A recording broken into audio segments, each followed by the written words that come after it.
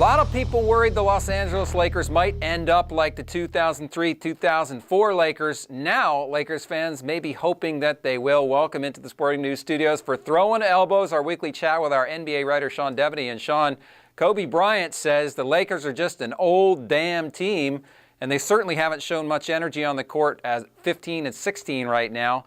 Are they old? What could they do about it, and what should they do about it? Yeah, that's a real problem right now, and there isn't an apparent solution within the roster itself. I think that's become something that they're going to have to deal with. You know, Steve Nash said as well, hey, we're running out of time here. You know, you can't keep saying, well, we'll come together.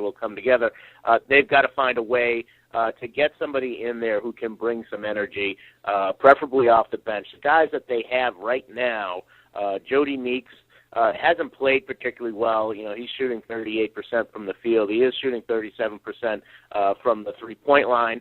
You know, he would be somebody who you would hope would be able to bring some energy, but that hasn't really happened. And probably their best guy in terms of that has been Jordan Hill. But the problem is that Hill doesn't really fit in D'Antoni's system. He's much more of a hustling, rebounding, put-back kind of guy, and that's not really what D'Antoni wants out of his big guys. So what they need to do is find somebody out there on the trade market who can come in and really help bring some energy off that bench right now. That's the biggest thing that they're missing. Gotcha. Now, speaking of an old damn team, I mean, the New York Knicks are older than the Lakers. They're doing just fine, and now they welcome back Amari Stoudemire. But you're telling me a bigger return might be that of Iman Shumpert. When's he scheduled to be back, and why do you see that as a little bit more important for New York? Yeah, you know, one thing that we've seen, the Knicks have hit, you know, after that 18-5 start, they've sort of hit a little bit of a rut here where they've gone 3-5, and one of the big problems has been the defense. And, they let up 105 points in their loss on Tuesday, 106 in their loss on Friday. They've allowed 100-plus points in 7 out of the last 10 games.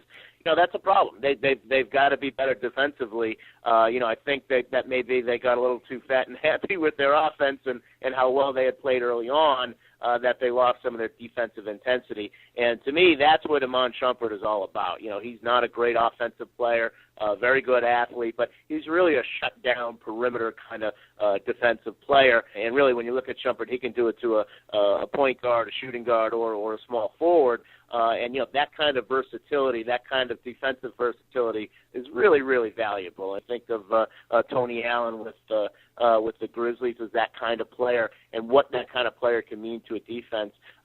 That's really what the Knicks are missing right now. Finally today, we've been talking a lot about the LA Clippers as they rolled through 17 straight victories until losing to the Nuggets last night. But on the Denver side of the ball, what does that victory over the Clippers mean for that team, and what does it tell us about that team? Well, it's a great way for Denver to start off, what they're looking at is the second half of their season here, because the first half was just brutal. I mean, it's hard to say what the schedule makers were thinking when they laid out the plans for the Nuggets, because, they opened with 32 games. Just 10 of those games were home games. And that's ridiculous to ask them to play 22 out of their first 32 on the road, but that was the situation that the Nuggets were in, and they were looking at it all along as like, look, if we can kind of tread water, if we can be around 500 when we get through this brutal stretch, we'll be in a position to make a move. Well, they came out 17-15, and then they come out and beat the team that had the 17-game winning streak, the Clippers.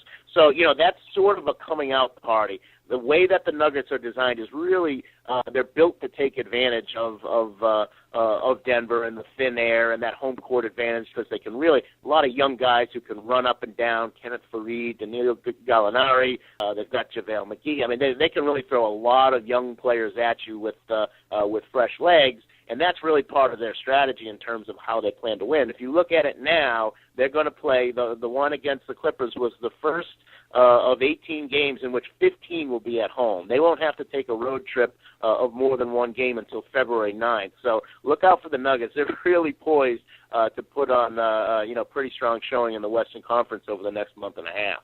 Yeah, we'll look out for them, and I think with those bright uniforms, we won't miss them. We'll definitely be able to see them out there. Well, you got to be noticed. There you go. Appreciate your time today, Sean. We'll catch up with you next week. Okay, thank you, Tom.